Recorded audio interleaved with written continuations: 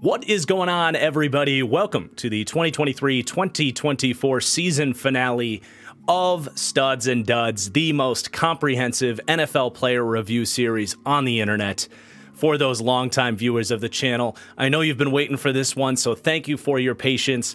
How this is going to work here for the finale, I'm going to be making 8 of these episodes over the coming weeks, doing them 4 teams at a time by division, as each division is fully eliminated from the playoffs. So we'll be getting through these in due time as the playoffs wrap up here. But before we do get started, as always, I like to let people that may be new to the series know what Studs and Duds is all about.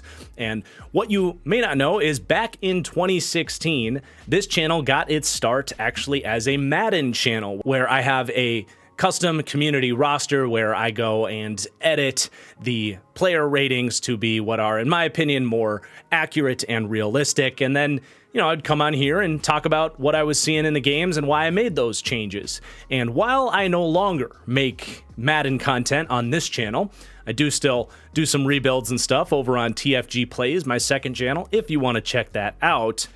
I do still make that roster and this series because it's a great way for me to do my research and stay on top of everybody around the league, but it's also a great way to convey and take a wide lens look at who the rising and falling players around the league are, who's trending up, who's maybe not playing so well for every single player around the NFL. And throughout this video, you're going to be seeing those Madden ratings going up or down.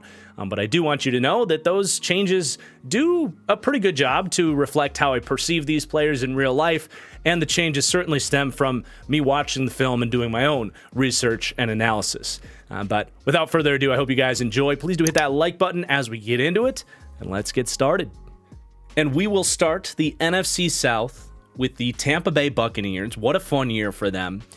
And their star of the season here, which is, we left off at week 7, so we're very much highlighting kind of the second half of the year here in this video, but also just Antoine Winfield, man, all year long has been such a menace. And, I'll shout out our guy, Trevor Sikkema at PFF, did an awards show on the podcast, and he made a case for Antoine Winfield to be Defensive Player of the Year. And while he was just trying to play devil's advocate, and I think he would tell you himself that's not his real vote, I'm sitting there as an Antoine Winfield homer just saying, yes, Trevor, preach. And, some of the points he made are the same things I would echo. Like, he has just made game-changing plays. Like, I don't think the Bucs straight up are in the playoffs without Antoine Winfield. He has forced like 3 fumbles at the goal line this year. He's made big interceptions that have shifted games. He's been probably the most consistent run defending safety in the NFL. That's been one of his final kind of evolutions in his game, is going from a good tackler to a great tackler in terms of consistency and missed tackle rate. He's just been all over the damn field. What a steal he's been, even if it was in the second round. He's just one of the highest IQ, just fastest playing defensive players in the league. Maybe his raw 40 time isn't elite or anything, though it's damn good. He's got like 4.4 speed, but his ability to just see the ball, get to the ball, play at 150% all the time, it's so incredible. And you can tell that this guy has been around the game his entire life with his dad, doing a lot of similar stuff back in his day. So love me some Antoine Winfield. I think he and Jesse Bates are the 2 best safeties in the game right now, hands down. So we joke about the NFC South, but they can definitely hold up the crown as the division with the best safeties in the league. But let's talk about this offense a little bit. Baker Mayfield, who really heated up and finished strong in the second half of this season. And the last episode of Studs and Duds couldn't have come at a worse time in terms of how we were rating Baker Mayfield, because he was coming off about a month of just very mediocre football. But from that week 7 point on, he has really gone on this kind of tear in a lot of ways, especially as we saw that kind of 3-game stretch there from him. starting with the Packers game, but then going to crush Jacksonville, a good game against New Orleans after that. I thought he was solid in the playoffs, nothing spectacular, but certainly solid. And he's more comfortable in the pocket than he was the last couple of years in Cleveland, Carolina. I think as the season went on, having that chemistry with the offense, having a team that believes in him, and a better offensive line here in Tampa Bay as well, it just has helped him get some of that confidence back. Now, we are going to have to see what kind of contract he gets, and I do think there should be some pump the brakes on Baker Mayfield. Like, I'm extremely happy for him, and what a comeback it's been for him. He's clearly a solid starting caliber quarterback, but I do think the Bucs need to take a little bit of control over this situation. I think they have a lot more leverage than they might, or at least some people might think here. I don't know that I'd be dishing out $35+ million for Baker Mayfield here. You know what I'm saying? And it's not like he was perfect by any stretch of the imagination. He did have some inaccurate throws show up in frustrating moments. Was tied for second in the NFL in turnover-worthy plays. This isn't a franchise quarterback, and I think the Bucs need to kind of hold their ground and get sort of that middle-level contract. But they are definitely going to bring Baker back. There's no doubt about that. And he's really settled in and is someone that they can continue to build around here while they maybe over the next couple of years start to think about a potential higher upside plan and all that. But yeah, let's end it on a positive note. Great year for Baker Mayfield, +4 here. And then Rachaad White as well. He is so fascinating because they were saying it on the broadcast of that Lions game, but Rachaad White had more touches than any player in the NFL not named Christian McCaffrey, which is just hilarious because you look at Rachaad White, and I've always said this about him, where he is one of the most polarizing running backs in the league, where he is so much better in the receiving game than he is on the ground. And that's really backed up. He got a lot of carries. He got almost 300 carries on the season. He got over 1,000 yards, but 3.5 yards a carry. Really, at no point did anybody fear Rachaad White. It's a combination of I don't think he has the best play strength. I think I don't want to call him soft, but he's not this great between the tackles runner.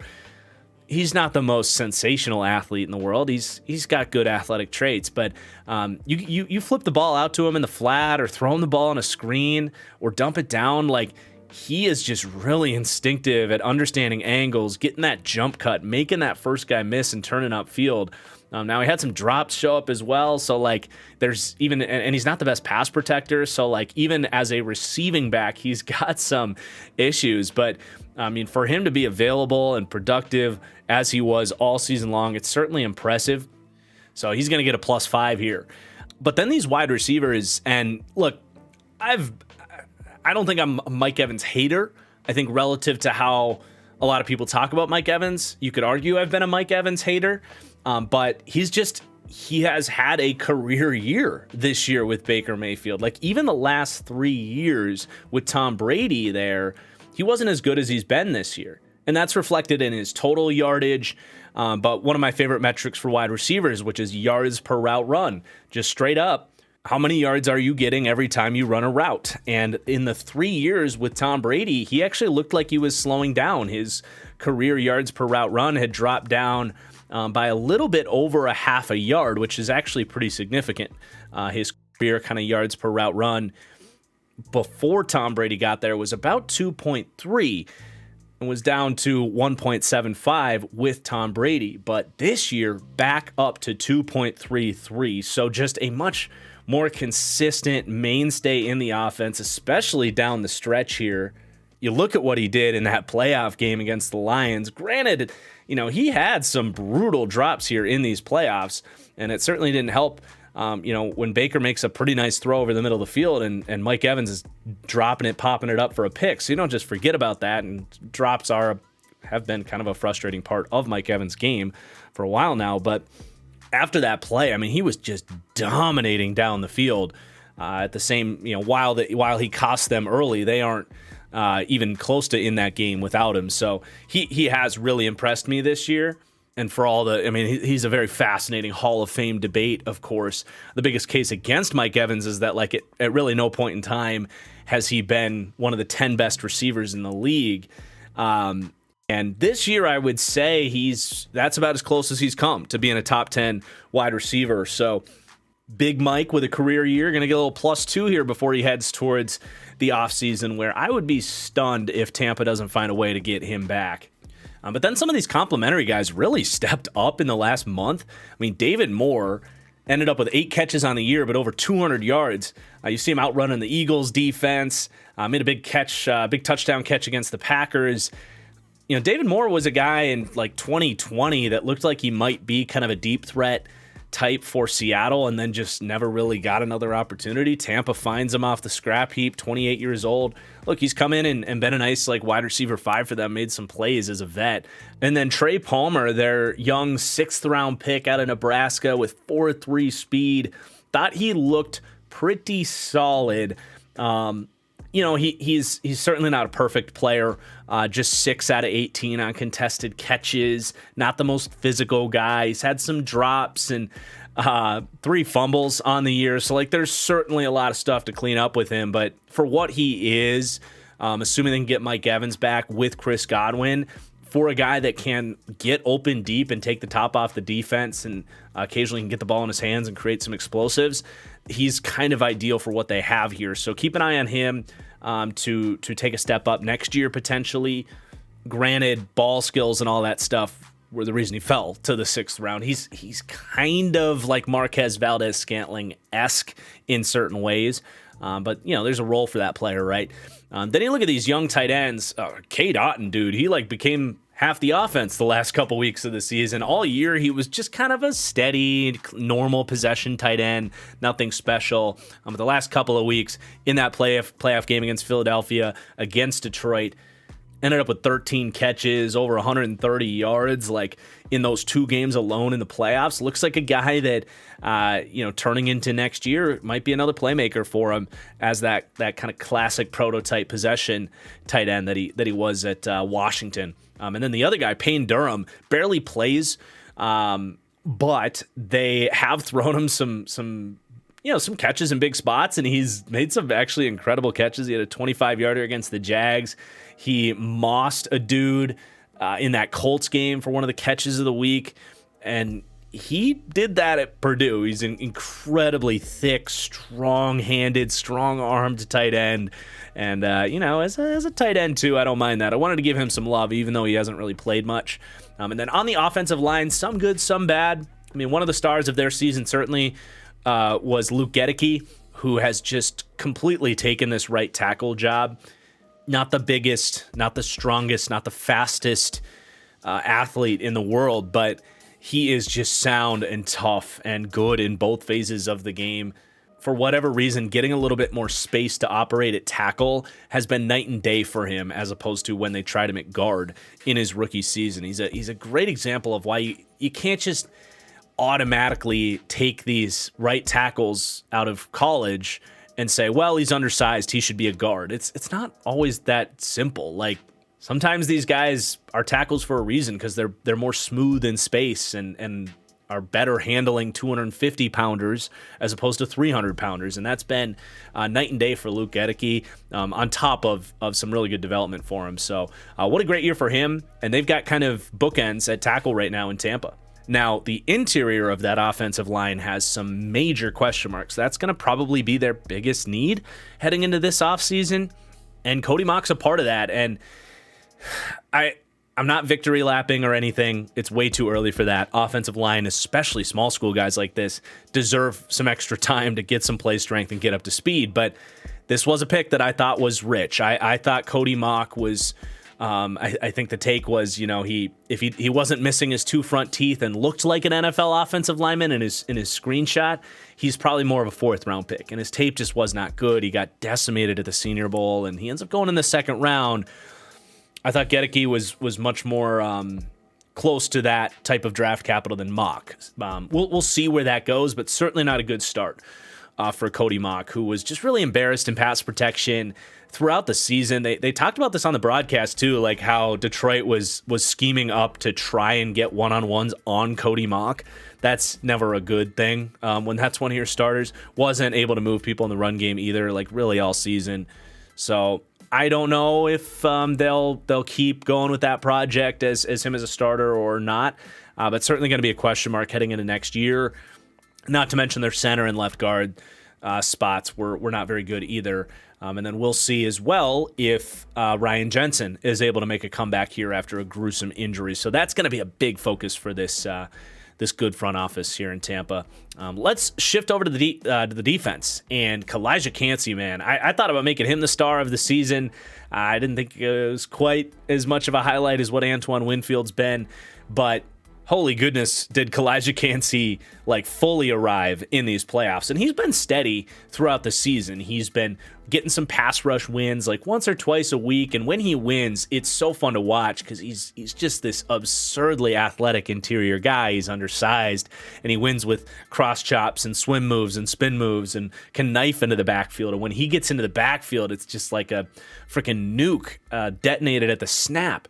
So he's had some of those splashes, but I really felt like these last 2 weeks in the playoffs, he really emerged as like the pro comp on him was somewhere between Ed Oliver and Aaron Donald. And I would say these last 2 weeks in the playoffs, that's the player he's looked like maybe not quite Aaron Donald, but more than Ed Oliver, who gets to the playoff game against the Chiefs and can't do anything, right? Like, I think Kalijah Kancey has a really refined pass rush package, and we've seen that come out. Definitely someone to be excited about, and they're going to really need that because Shaq Barrett's not getting any younger. They really need that guy that can be that devastating pass rusher, and I don't see a reason why that couldn't be Kalijah Kancey. I think the main question for him is his size and play strength going to be a concern? I think in terms of the run defense, you certainly could say, yeah, maybe. But clearly as a pass rusher, his skill set is translating. He ended up with, I think, 45 pressures and like 7 or 8 sacks on the season. For a rookie defensive tackle, that's damn good. And then Logan Hall, I'm not going to go overboard here, but finally at least settled into a solid enough role as a rotational player. Former 34th overall pick in the draft. Hasn't been particularly consistent, but his playing time has really solidified, and he's had some run stops. He's had some pass rush wins. It's been okay, so we're going to give him a little bit of love. Still want to see more from him for what they spent on him, but at least somewhat heading in the right direction. But then Yaya Diaby has been balling, man. 3rd round pick out of Louisville. Such a weird prospect where he's this freak, like clear edge rusher profile from a physical perspective, but Louisville stuck him in as like a 4-eye, 3 technique half the time, and he just didn't know or just didn't have a pass rushing skill set off the edge. So he's gotten to the NFL, and I would say that he's still very much working on that. He has ended up with like 8 or 9 sacks on the season, but not a lot of those are like, okay, lining up, whooping dudes one-on-one. A lot of it is like effort, sacks, stunted up production, which is a big part of why this team drafted Yaya Diaby, tracking guys down with a contain rush. Like his athleticism in those parts of the game are clear, and he's been a fantastic run defender. Like clearly this is a dude that spent a lot of time in college having to try to thump between the tackles at 265 pounds. Like that takes a certain type of mentality to do that. And it's brought a unique approach to his ability off the edge. So, in terms of physical traits, effort, and ability to play on the edge in the NFL, that much is very clear. But the question now becomes like, how much can he really work on that pass rush skill set, learn from a guy like Shaq Barrett, and really tap into this thing. Like he was a 3rd round pick that when the Bucs made it, I think myself and a lot of people were kind of oohing and ahhing, like, I'm excited to see what Todd Bowles and company can make of this guy. And I think year 1 was about as good as you could possibly have asked for, where he's a super physical run defender, get some effort sacks, show some flashes as a one-on-one rusher. But then we've got some shakeup at linebacker. Devin White is basically no more in Tampa Bay. He's been demoted from his role as this team's kind of starting linebacker next to Lavonte David, obviously. And, he has no discipline as a linebacker. He gets injured around the week 12 mark, and KJ Britt steps in off the bench, really having not played at all as a former 5th round pick out of Auburn. Steps in kind of off the bench, and it only took about 2 starts for this team to say, we like what we see here. And at least in terms of like the early downs work, run defense, holding up against play action, at least somewhat, tackling consistency, like the early down stuff that's so important, they made a quick decision. They were like, no, KJ White's going to be that guy now instead of Devin White. And maybe part of that was they've reached this conclusion that Devin White is not going to be coming back, as they have to pay Baker Mayfield and Mike Evans and Antoine Winfield, all these key guys.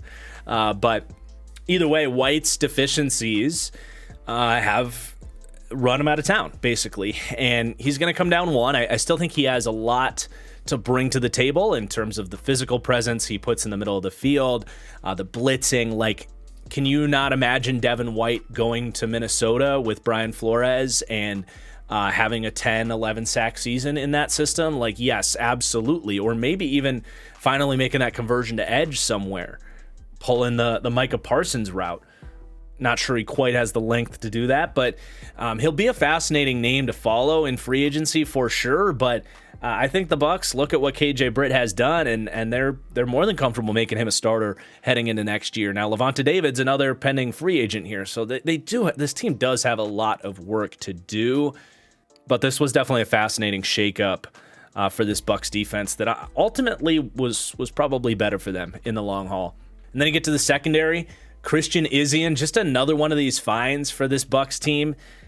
They get him as an undrafted guy out of Rutgers, and that slot corner position was a massive question mark for this Bucs team. We literally didn't know who it was going to be, if it was going to be D. Delaney or Zion McCollum, but just an entirely open competition, and he took that from the very start of the season. Started strong with those 2 interceptions in the first week of the season, but really held on and finished strong into the last 2 months of the season.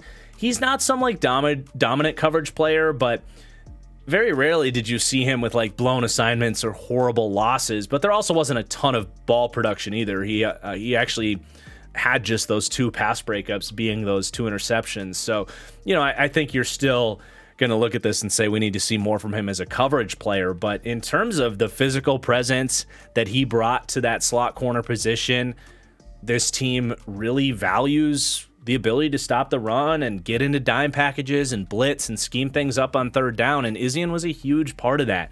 21 defensive stops on the season, 57 tackles, comes in at a very sturdy 5'9", 200 pounds. Some of his tackles and hits, like blowing up the screen game and stuff too, were just really impressive. So he definitely played his role within this defense, and I fully expect he's going to be right back in this spot next year. And then D. Delaney is kind of their dime back that they bring in, and he was okay. Missed a few too many tackles for your liking, but a couple interceptions, a pass breakup on top of that. In that role, I thought he was, just okay. We'll give him a little plus 2. Don't think that he's a starter or anything crazy. But then Kayvon Merriweather as well. These 2 guys both kind of played in the second half of the year. Merriweather flashed some things in coverage too. He was a fun undrafted pickup out of Iowa. So they've had a really good year, man. Finding some of these rookies, some undrafted guys as well. They found their quarterback for the time being. Antoine Winfield emerged as an elite safety. Kalijah Cansey looks like a potential star. It's not to say they don't have work to do, but this year has been a reminder that this team did a lot of really fun, special stuff in terms of building this roster when Tom Brady showed up. And I would say they've continued that into the Baker Mayfield era and have held up as one of the best front offices in the league with Jason Light and company. Next up, we have the Atlanta Falcons, whose star of this season is going to be Nate Landman, the year 2 linebacker out of the University of Colorado. what a year it has been for Landman, who really wasn't even projected as a starter, certainly early coming into the year, with Troy Anderson as kind of the assumed guy that was going to step up into this LB2 role next to Caden Ellis. But no, Landman, an undrafted type, totally took this job and ran away with it. It has been going up all season in this series, but his presence, not just in run defense, but his overall just physicality, and just kind of exudes this energy and the hard hits and all that stuff. He's really a throwback linebacker that's a ton of fun to watch. He ended up 8th in the National Football League in defensive stops per PFF. Really balled out, and still, it hasn't shown a ton in coverage or anything like that, but as a second linebacker with his thumping, he's a ton of fun, and certainly looks like him and Caden Ellis are going to be one of the more underrated linebacker duos in the NFL, at least for next season and beyond. But let's talk about this offense a little bit if we have to.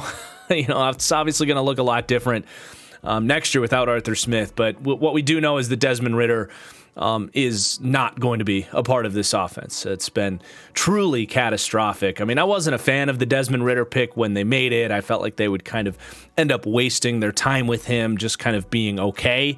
And overall, I was right about that, but I was even wrong about what his floor was. I thought he would at least be a decent, maybe Marcus Mariota level quarterback. He's fucking horrible. And the biggest indictment you can have on Desmond Ridder is he had twice as many turnover-worthy plays in the NFL than he did big-time throws. 13 big-time throws to 26 turnover-worthy plays. And I would describe this as a pretty quarterback-friendly environment, too. And the spots that some of these turnovers have come in the red zone with the game on the line, it's just brutal. Some of the inaccuracy and just overall inconsistency throughout the season. And don't even get me started on what was my biggest concern from him coming out, and that was the lack of pocket presence and poise under pressure that you saw from him at Cincinnati. So, yeah, he'll have quarters here, quarters there. He can actually make some impressive throws on the move, and maybe he can settle in as a decent enough backup here or somewhere else, but his starting quarterback journey is done with the Atlanta Falcons. That I can say assuredly. And then really only one other piece on this offense to talk about. I think the majority of this offense was playing up to what we view as a group of very talented players that was just dragged down by Desmond Ridder and some questionable Arthur Smith coaching decisions. But the right tackle, Storm Norton, who's been around, he was an XFL superstar and then went to the Chargers and started a lot of games at right tackle for them, really struggled in pass protection, but has settled in here in Atlanta and had to step in at right tackle with Caleb McGarry going down, and he definitely played the best football of his NFL career here at, I think, age 29. He's an athletic guy with a lot of length and is very, similar in a lot of ways, physically speaking, to Caleb McGarry. So it was kind of a seamless plug-in, and he really was solid. Not perfect, certainly, but very solid, both in terms of the run blocking and the pass blocking. So it does seem like they have a really nice kind of at least swing right tackle there in Storm Norton. But let's talk about this defense that was certainly one of the bright spots on the team season, in that last year they were this putrid, just melted butter defense all year long. And this year, a lot of these moves, whether it was the draft or free agency, have brought in some interesting pieces, and they've played better on that side of the ball. So it did start up front with some of these moves. They go get Calais Campbell from Baltimore, and deserves a +2 for the season he had, even though he's going to be 38 years old next year. Look, Calais Campbell showed even here in Atlanta at this age what he's shown throughout his career, in that he is a better player, or at least a more productive player, when teams use him more off the edge. And we saw this when he went from Arizona to Jacksonville, back in that Saxonville defense, where he went from a great player to a truly elite player in that stage. And then I would say he left Jacksonville after kind of being converted to more of an edge rusher, after being more interior at Arizona, goes to Baltimore, and they put him back much more on the inside. And he was a good player for Baltimore, but not a great player. I would say coming back to Atlanta here, he has now gone from a good player back to a great player. Maybe not the elite game record that he was in Jacksonville, where he was a defensive player of the year candidate, but he goes from playing, about 100 snaps off the edge in Baltimore the year before that, if that, to about 300 to 350 here for Atlanta. Now, he played some interior as well, but he really is a unique mismatch with his length and power and some of the rare foot speed he has for such a tall, awkward player to block. So that skill set does work better for him when he's kind of as that 5 tech as opposed to inside, just a little bit more space to operate as a pass rusher and room to use that length out into space. So, Campbell had a good year. We'll see kind of what his future holds. Wouldn't be stunned if this is it for him. I know he wanted to get to that 100 sack mark on his career, and he did. So wouldn't be surprised if he retires, but a nice +2 for him on the way out here. In my opinion, a no-brainer Hall of Fame career for Calais Campbell. And then what an opportunity for Zach Harrison to come in with Campbell as a mentor. You really couldn't ask any better for a guy like Harrison, who just was very inconsistent at Ohio State, but had similar tools, honestly, to Calais Campbell in terms of this 6'6", big, lanky edge frame. Hasn't played a ton because they've got a bunch of dudes that they rotate in here, but when they've played him here in the second half of the year, he's really been a tough guy to get past in run defense. So he shows a lot of flashes, and I think if Campbell were to retire, you'd feel pretty optimistic about what Zach Harrison could look like here heading into year 2. He was a high upside 3rd-round draft pick that really went to an ideal landing spot for his situation. But then you get to the linebackers. We already mentioned Nate Landman, but his running mate, Caden Ellis, I think is still the better overall player. He's been doing it longer. They gave him a big contract, and, well, it wasn't that big. They follow the coaching staff over here, or he does follow the coaching staff over here. But, he's met all of the expectations and some. He's continued to get better. In New Orleans, he was kind of a quasi-starter where, you had Demario Davis, you had Pete Werner, but Caden Ellis has stepped into a full-time starting role and shown that he is a really good 3-down linebacker. He can defend the run really well. He shows solid ability in coverage with some nice length and instincts. He can do some of the pass rush stuff, too, that this Saints-inspired system likes to do and had done with guys like Demario Davis or Caden Ellis in years past. So he's just been a really good fit. He's been a really good linebacker. And again, it's a really nice duo. And even another linebacker here, Andre Smith. I want to talk about him because I'm a little biased here because I loved him coming out in the draft, like in one of the initial draft classes that I scouted here on the channel. Just a fast, heat-seeking missile of a linebacker that has had some off-field struggles. I know he's faced suspensions. I can't remember. I think it might have been PED related, but in Buffalo, he's shown flashes, but never really could grasp any consistent playing time. Has kind of bounced around a little bit. Has maybe even spent time in the XFL. Don't quote me on that, but 2 starts in the last month of the year. Week 14 against Tampa and Week 18 against New Orleans. Filling in for some little injuries there, and man, he was good. He had a beautiful pass breakup Week 18 here against New Orleans. He's been flying around against the run. He's got 3 defensive stops, 14 tackles, kind of doing a little bit of what Caden Ellis was doing as LB3 in New Orleans. So he's 27 years old. He's before this year, he had only played 84 career snaps in his time in Carolina and Buffalo. He actually started in Carolina. Local kid there, but he goes from 80 career snaps to almost 200 now after getting a couple starts these last this last month. So, look, I'm not trying to say he's a superstar or anything like that, but he does pique my interest, and would love to see him back in this role with this system in year two. I still believe in Andre Smith. Then you get into the secondary. It has not been all good back there. It certainly has been some good. Jeff Okudah certainly going to come down for the second year in a row. He has been benched. He was really discarded in Detroit, and it just has not worked out here. I think you can officially slap the bust tag on Jeff Okudah. An interesting guy where his technique was so good, but at Ohio State, was that being overrated a little bit? And not the best athlete at the cornerback position. I think it's going to be a while before we see a guy like Jeff Okudah, who has good size and good athleticism, but certainly not great size or great athleticism.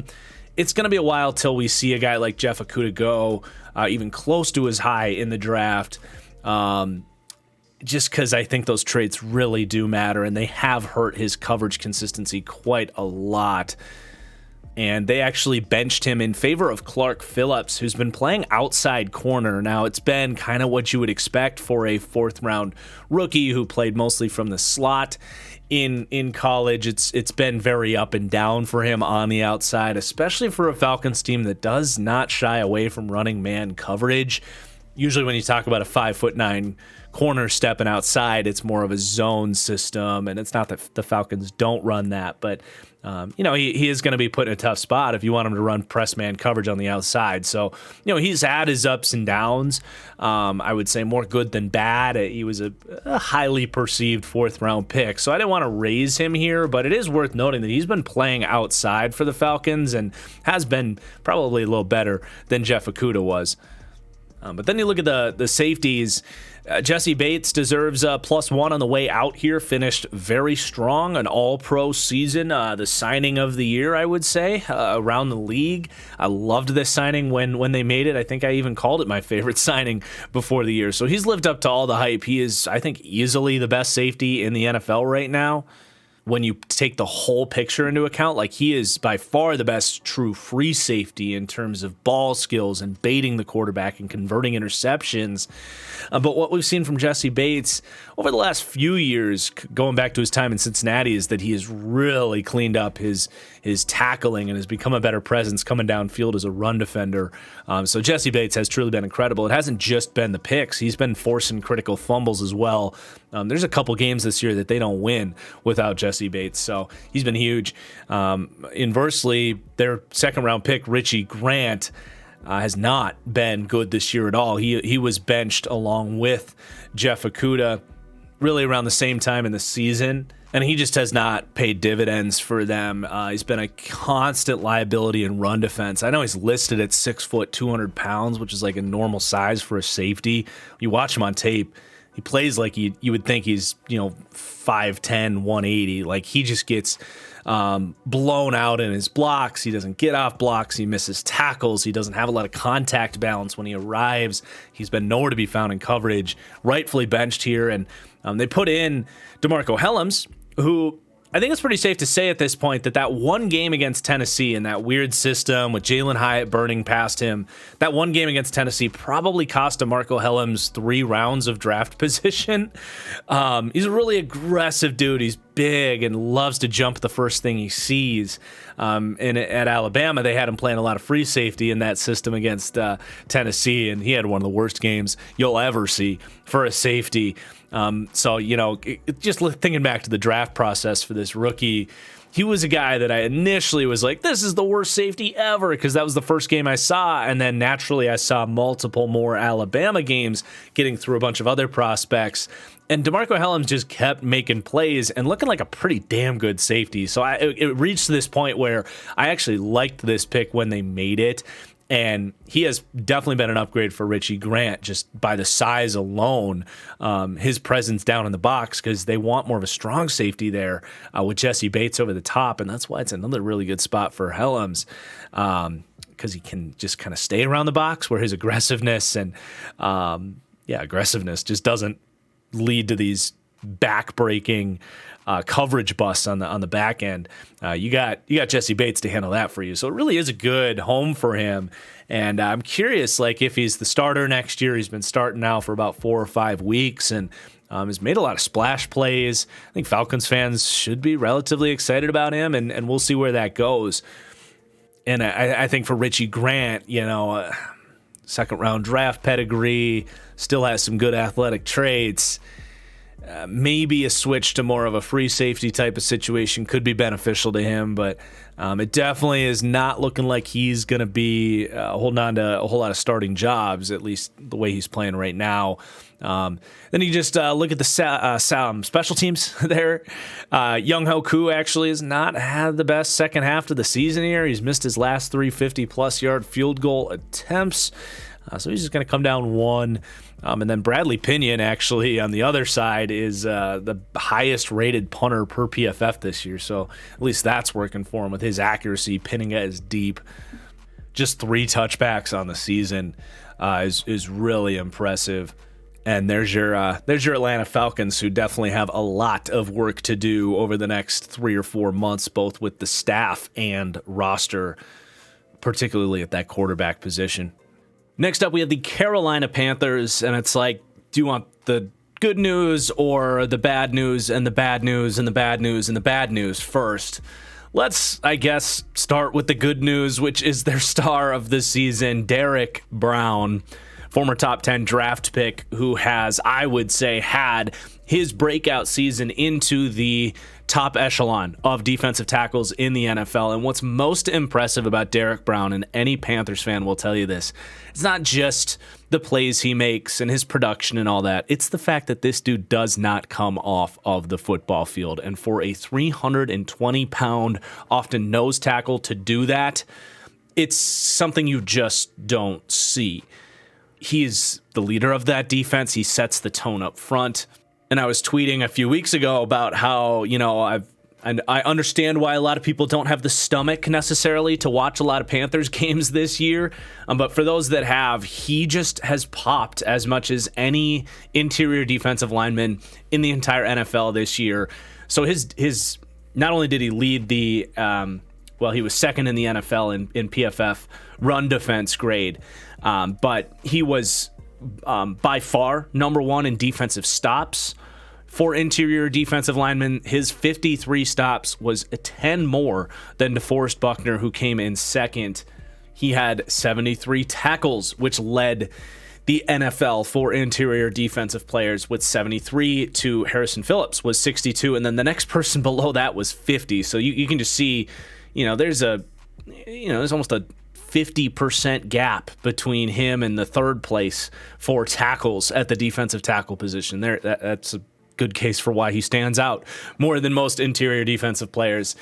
So it just, the whole package has come together for him. He's, I would say, a great pass rusher, not like an elite one or anything like that. 41 pressures, only was able to fill out 2 sacks, so it definitely is going to make him an underrated player in that regard, but he definitely does his job on third down very well as well. So Derek Brown, for what it's worth for the Panthers in a nightmare season, has emerged as a truly dominant interior player, and at this point in time is by far the best player on this entire football team.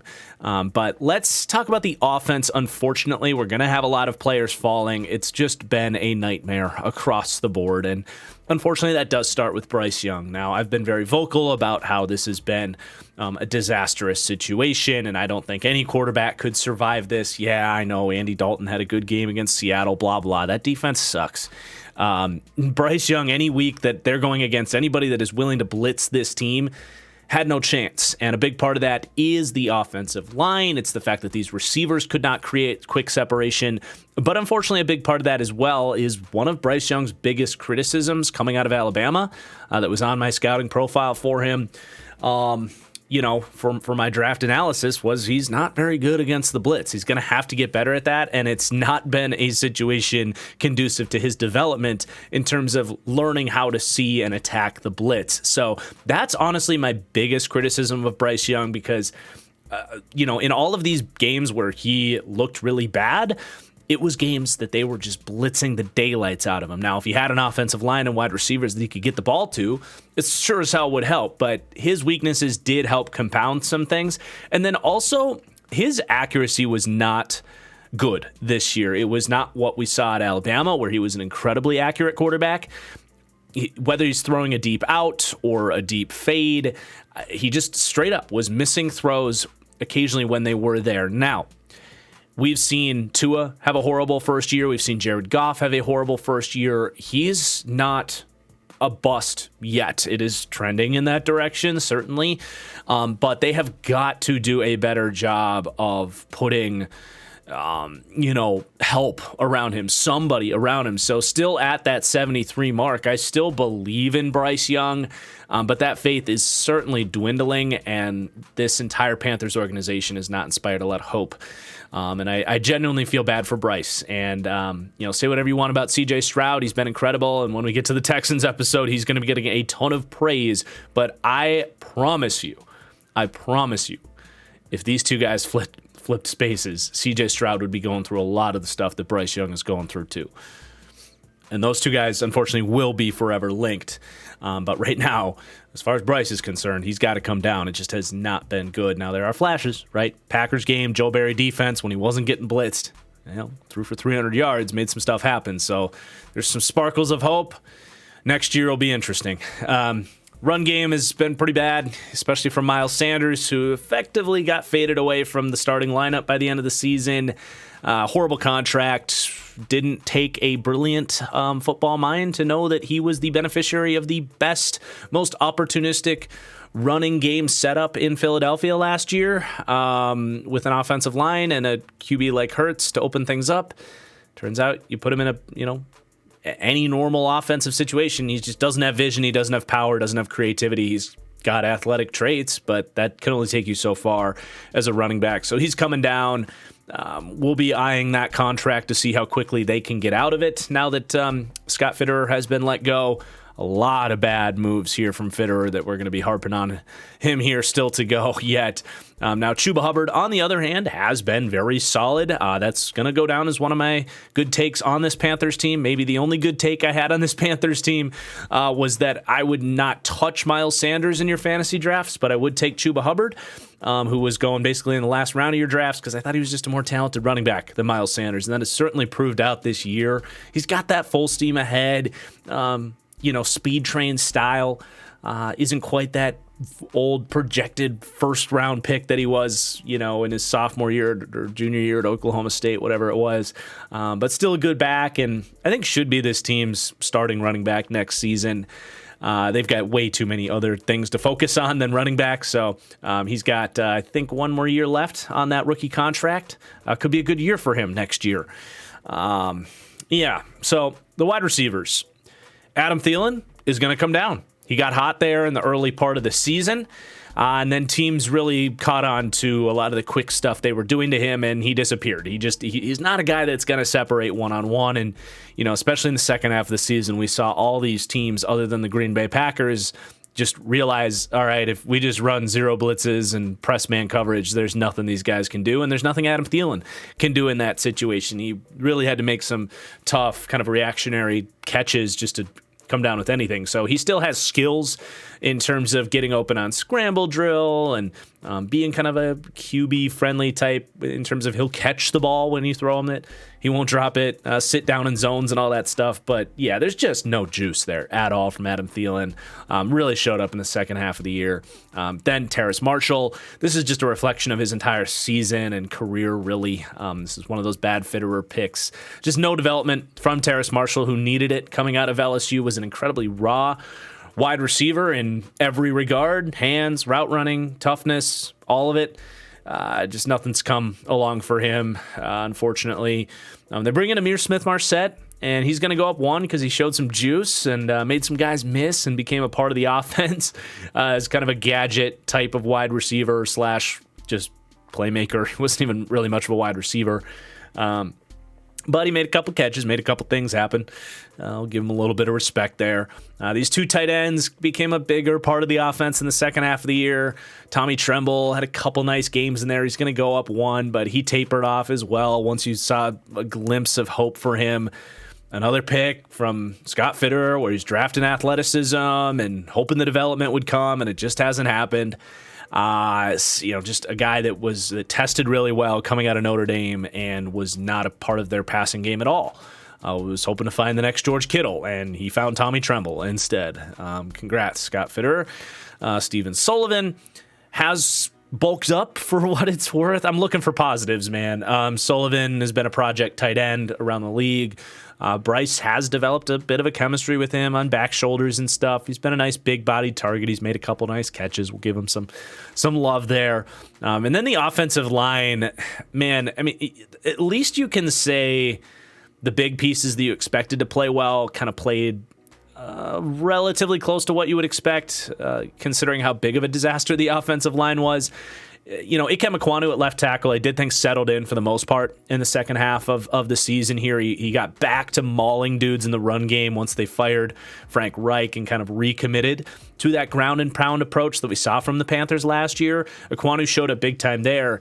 And even as a pass protector, I really thought he settled in. And in fact, I would have bumped up his rating here if not for him basically ending the season on one of his worst reps of the season. I think it was Joe Tryon-Schrenka worked him for the strip sack on Bryce Young that ultimately decided that game. So Panthers fans will have that play stuck in their head on Ikem Ekwonu, and he's one of these guys, kind of reminds me of like Charles Leno in a way, where he's actually grading out okay, and play by play he's actually doing his job, but some of his losses are just really sloppy. So he's going to have to clean up some of the technique to get that stuff cleared up. Another player where I think you look at him with the right coaching and say year 3 could be big for him, but he's got to get there. And then, the center Bozeman's been whatever. And then right tackle, actually, Taylor Moton's been as good as ever at right tackle. But these guards, dude, I tweeted out the screenshot.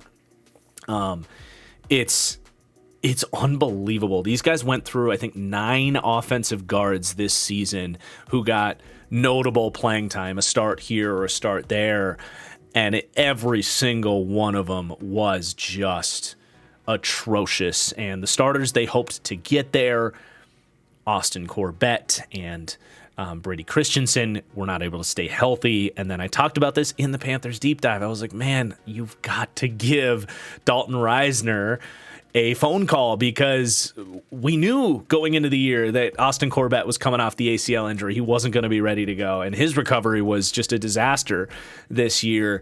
But Chandler Zavala had to step in and play half the season when he was healthy, and he was not ready as a 4th-round pick out of NC State. That was bad. And then everyone else that got playing time, I mean, isn't even listed here, but I'm talking about them because it was literally the Cade Mays and Nash Jensen and Brett Tots of the world having to play here that just are not options to start games in the National Football League. So of all of Fitterer's problems, that was one of the most predictable ones, because you looked at this team coming into the year, it's like, you don't have guards, Carolina. What are we doing here?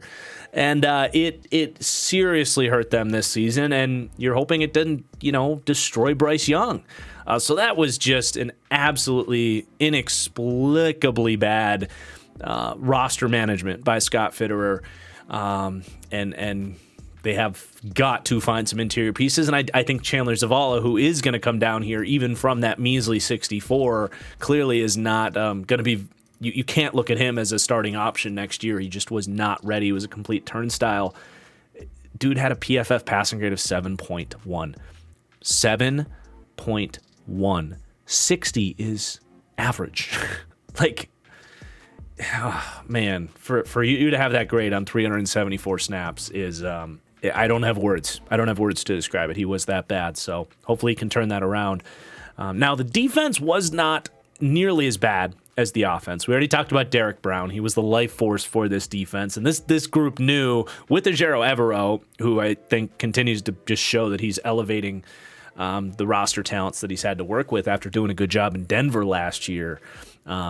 But some of these other guys stepped up. This Nick Thurman, along with LeBron Ray, who I didn't have the energy to create in Madden because this is a Madden roster. But those two guys kind of being those rotational third and fourth pieces on the D-line. Again, that's Nick Thurman and LeBron Ray. Did their job well there. Now, unfortunately, another big Scott Fitterer whiff here. They gave Shy Tuttle a very solid contract. An interdivision signing here. Shy Tuttle's been a very sound run defender for New Orleans, but has been a laughable pass rusher. But you were at least hoping that he would get out there and be a force against the run. I honestly think Shy Tuttle took his money and ran here, an undrafted guy out of Tennessee that came to a horrible football team and just said, you want me to put my hand in the dirt and get nasty and defend the run? Give me a reason to do it. But you don't love to see that. He was really one of the worst interior run defenders in the league, and the Panthers had some really bad outings against the run this year too, and I think Tuttle is a big part of that, along with a linebacker group that just had nothing to really work with back there. But another guy that did kind of settle in and played okay was actually Amari Barno. Was drafted off of his athletic traits. Lanky, 6'6", 250-pound edge rusher that ran in the 4.3s. But you know, he's taken to the physical aspects and development at the position, has come up with some good run stops in recent weeks, and you know, maybe can continue to grow into that role. Still stiff as a board and doesn't have too much of a pass rush profile, but you know, is a unique chess piece for a good defensive coordinator like Ejiro Evero. Then you go to the secondary. Xavier Woods actually kind of bounced back from that early injury and ended up with arguably the best year of his career. A couple interceptions, really good in coverage, excellent as a run defender. Totally dethroned Jeremy Chin as the number 2 safety in this defense. Now, that doesn't mean Jeremy Chin is completely free of blame, I suppose. You know, Chin has really had a fall from grace over the last 2 years of his career. Started hot, right? Was a Defensive Rookie of the Year candidate, a player that a lot of people liked and were intrigued by, this kind of big-bodied, freaky safety out of Southern Illinois. I think he went late second round, maybe early third, but you know, he always, to me, needed to improve his coverage, and then Carolina comes in, Ejiro Evero comes in, needing a little bit more in terms of hip fluidity and coverage skills on the back end from these safeties, and Jeremy Chin kind of went by the wayside. Now, that's not to say he couldn't have won the slot corner role over someone like Troy Hill or figured it out and, you know, beaten out Xavier Woods. Like, he really was benched. They shopped him at the trade deadline and nobody wanted him. And at this point, he's heading into free agency, and he's going to be certainly an interesting signing for somebody. I would love to see, you know, a different system that can maybe tap into him a little bit more as a true strong safety, as opposed to this more split safety style defense in Carolina. And I'm certainly not writing off Jeremy Chin's career, but I do think he's done in Carolina, and it's pretty sad that one of their more exciting young pieces is now really just a lost cause for Carolina's sake. But good luck to Jeremy Chin in his next destination.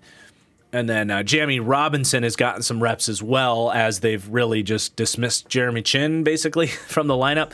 You know, he hasn't played enough for me to boost Jamie Robinson, who I saw as an instinctive kind of high floor, low ceiling pick on day 3 of the draft. And, you know, he's come in and held up well. He's made some tackles and been in position and coverage in those small sample sizes. So, you know, he should be on the team as kind of a 6th defensive back, dime back type for them next year. And an interesting piece for that role. And then both the specialists going to come down. Eddie Pinheiro has missed a bunch of kicks in the last couple of months. And then Johnny Hecker has really fallen down. I'm not going to say fallen off, but he's fallen down from being one of those premium punters in the NFL. His hang time is a good bit lower than it was in his prime with the Rams, and was really graded out as completely average this season. Now, I know the Panthers had some bad weather games, and their field position was so bad, they didn't have a lot of opportunities to get those nice punts where you're pinning guys deep into their own territory. So Johnny, I'm not saying Johnny Hecker's done, but he is 33 years old, not grading out as well as he once did. So there's your Panthers. Happy hunting on your coach search, I suppose. But then we'll wrap up the NFC South with the New Orleans Saints, who, after a frustrating season, finished very strong and, could have made some noise in the playoffs potentially. But let's start on the defensive side of the ball a little bit here with their star highest riser of the season. That's Paulson Adebo in year 3, really breaking out as, if not a number 1 corner, a kind of 1B/1A type corner. And in this season, when Marshawn Lattimore felt like he was kind of in and out of the lineup every week, they really needed to count on Adebo to be one of their critical press man corners that can hang up against really anybody. And it's been a transition for him coming from Stanford, a 3rd-round pick. At Stanford, I remember him showing some flashes in press man coverage, but really did run a lot of off-zone stuff. And not that they don't run that in New Orleans, but their bread and butter is press man, get in your face, physical type of coverage. And he's had his hiccups in the first 2 years of his career.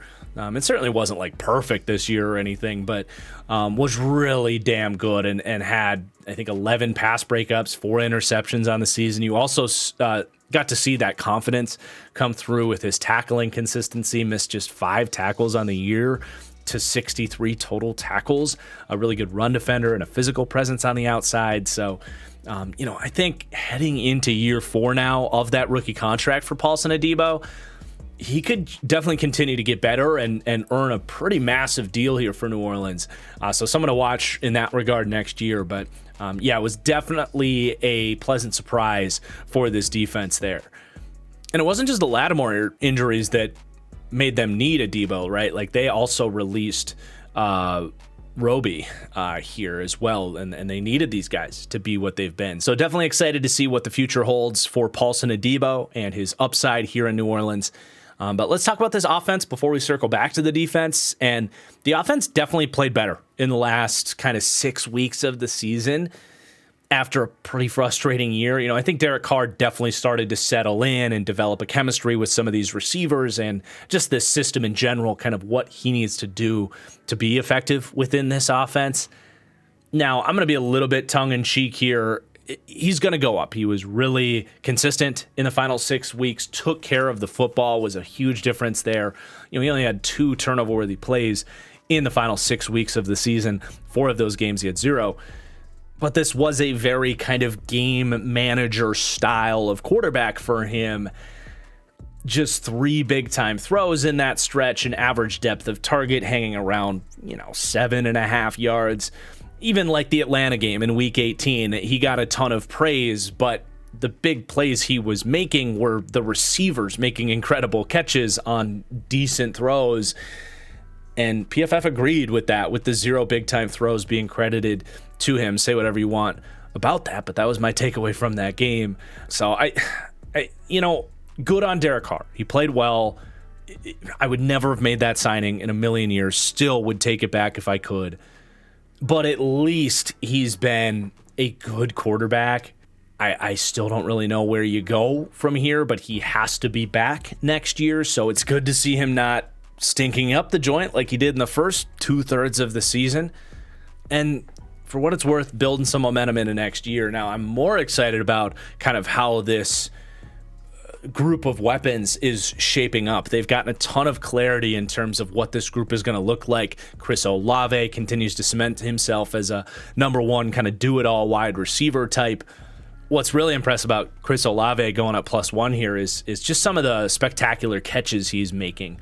That was one thing that, at Ohio State, I didn't see him as a guy that was going to be mossing NFL defensive backs in the way that he's doing as a slender player, an incredible route runner. But that's something that's really distinguished Chris Olave, I think, from some of these guys of similar physical profiles and route running ability, like Jerry Jeudy, for example, or Calvin Ridley. Chris Olave has shown some really special ball skills. So that's a huge boost for him to be kind of viewed as a number 1 into the future. And then you have Rashid Shaheed continuing to climb here. He's going to go up 1 as that true deep threat I still think he's being underutilized in some ways in New Orleans, but settled in very strong, I think, in the last kind of couple months here. Love him in that role. And then A.T. Perry as that kind of big-bodied possession receiver. Once Michael Thomas got hurt yet again here, A.T. Perry stepped in and showed a ton of flashes. Now, it wasn't always consistent. He still has a lot of room to grow here, but ended up with 4 touchdowns on the year, finished strong. His best game, I think, was that Week 18 game against Atlanta. Just a pair of really impressive catches there. So I really like how his role could plug in, kind of be in the possession or at least bigger-bodied wide receiver next to Olave and Shaheed. And then Juwan Johnson as well. We might as well talk about him just really being a go-to weapon recently. Just such strong hands through contact.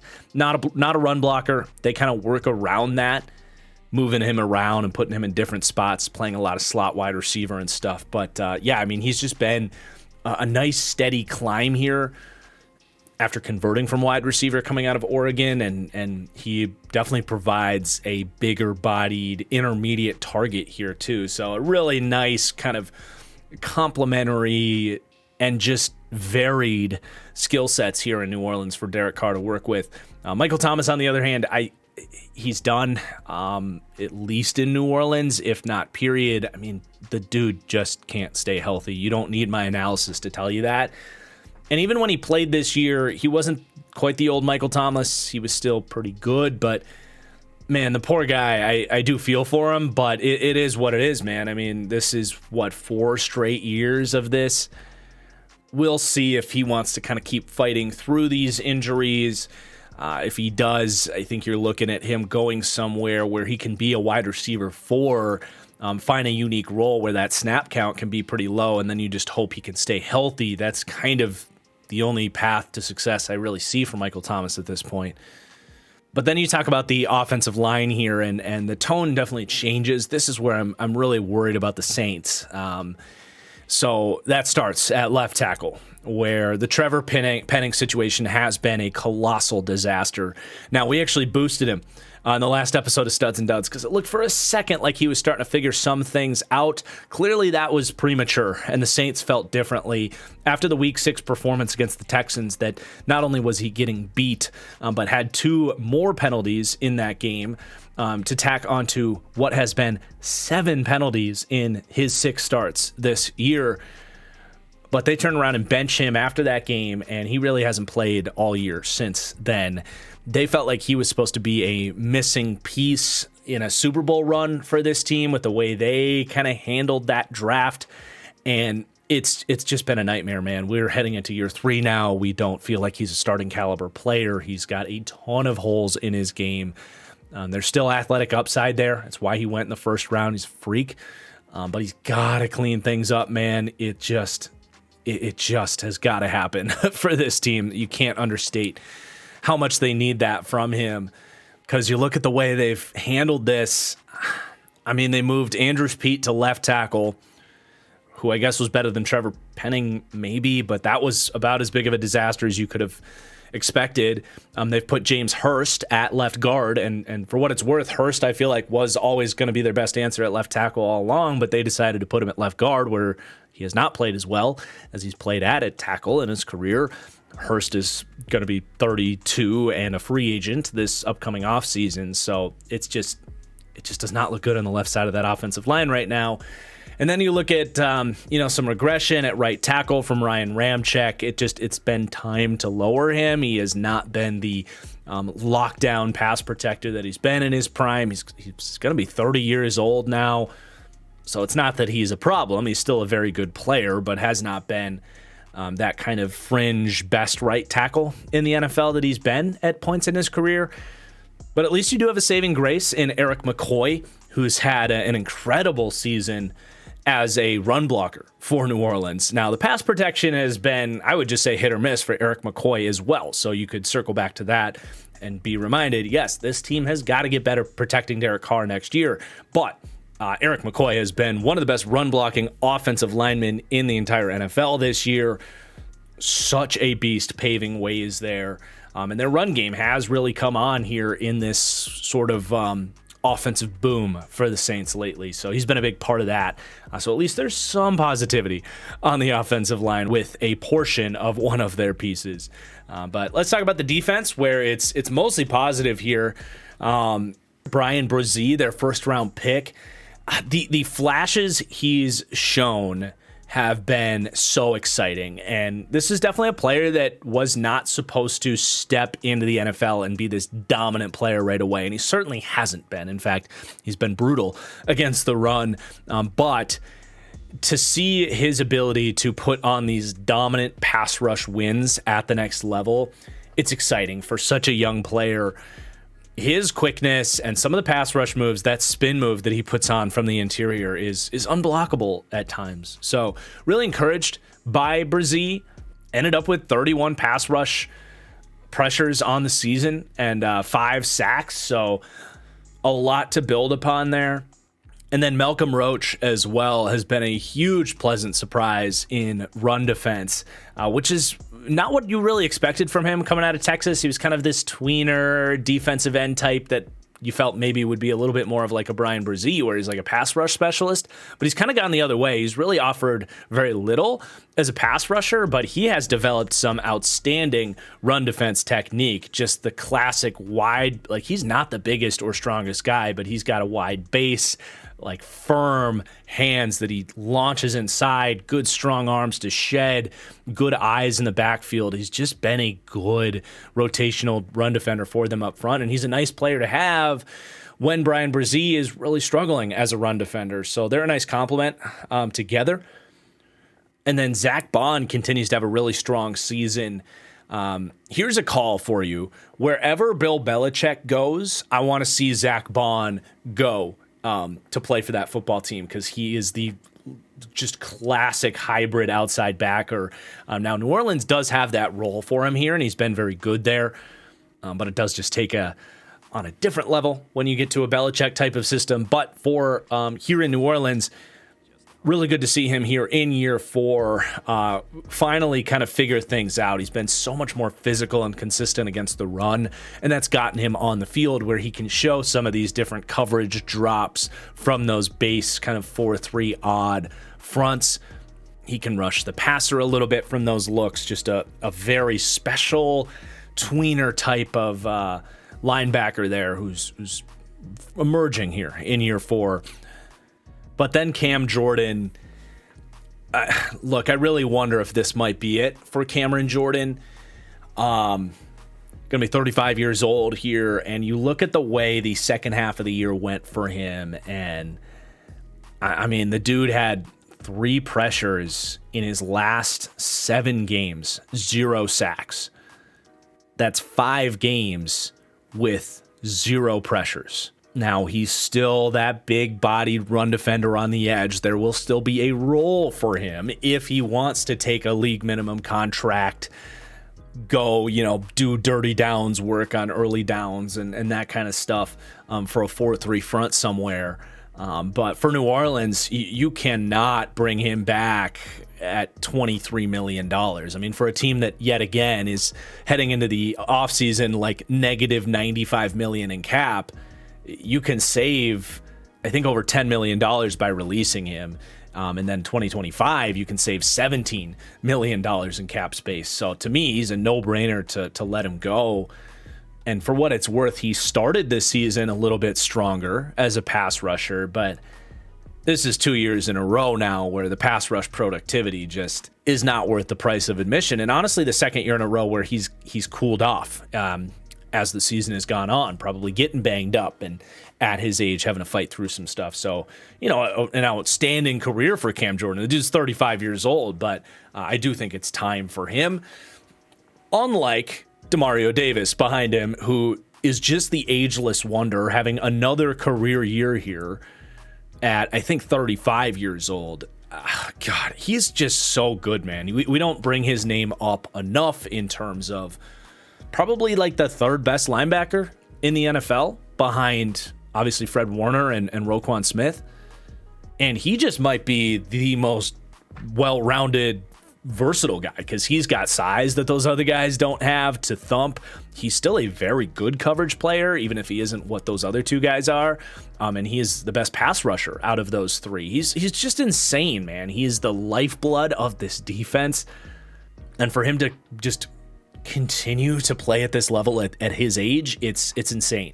And then you get to the secondary. We already talked about Paulson Adebo, but Isaac Yiadom, you can repeat a lot of the things we said about Paulson Adebo in that they've really needed him to step up with some of the injuries and demand that they've put on these corners this year. Nobody could have seen this coming. Not even the New Orleans Saints could have seen this coming with Isaac Yiadom, who on a snap-by-snap basis has been, I kid you not, one of the best corners in the NFL, just off of like the metrics and how kind of locked down he's been this season. Now, as you might have expected, that did cool off in the last 3 weeks of the year. In fact, he gave up more yards in weeks 16 and 17 to the Rams and Bucs than he did in about 7 starts before that. Those Rams and Bucs games coming weeks 16 and 17. So I don't think you project him to repeat as some dominant corner, but still very commendable for him at 28 years old.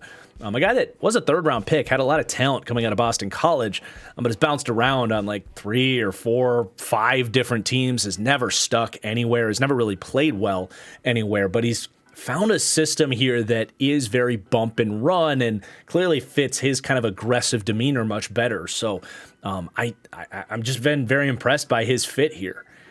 And he's put out some incredible performances this year. I don't think he's a starter for them next year unless they decide to like move on from Marshawn Lattimore or something.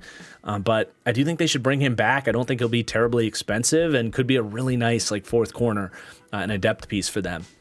Then the safeties, Jordan Howden, the day 3 rookie out of Minnesota, has not really splashed a ton of exciting plays, but he's been very solid, which is exactly what he did at Minnesota. Just a secure tackler, kind of in general is the definition of a safety where he's going to, stay over the top, don't give up a ton of big plays. I think he's a nice pick and he's playing well. They haven't missed too much of a beat there between Jordan Howden and Marcus May when he went out of the lineup.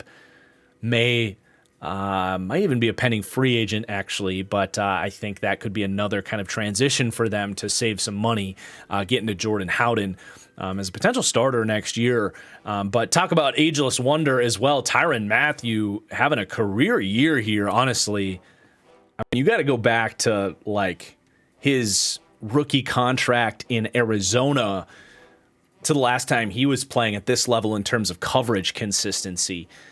He's been all over the field, playing some free safety, playing some kind of strong safety, slot corner stuff, has just been such a dream fit in this kind of man coverage heavy system for DA in New Orleans. And they got him for one more year. He's arguably only getting better here at what's going to be 32 years old, and I think they can squeeze one more really good year out of him there before he hits free agency next offseason.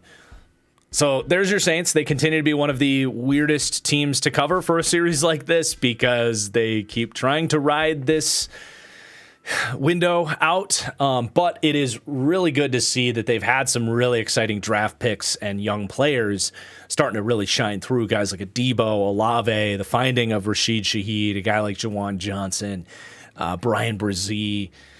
So at least they have some youth to be some of the future foundation of this team. And that is going to do it for today's division. Thank you so much for watching. If you could, please hit that like button on the way out. It does help me out. Let me know in the comments down below where you agree.